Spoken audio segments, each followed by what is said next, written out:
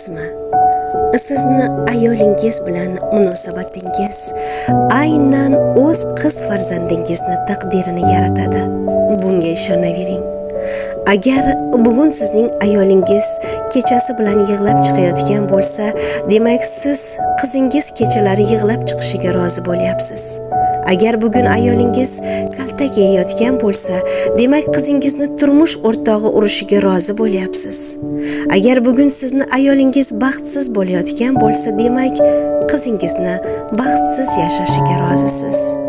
Chunki qiz bolaning xayolida, uning ongida er degan tushuncha yaratib beruvchi ilk inson bu ota hisoblanadi. Bugun siz ayolingizga nima berayotgan bo'lsangiz, uni qanday yashatayotgan bo'lsangiz, bilingki, qizingizni kelajakdagi turmushiga zamin yaratyapsiz.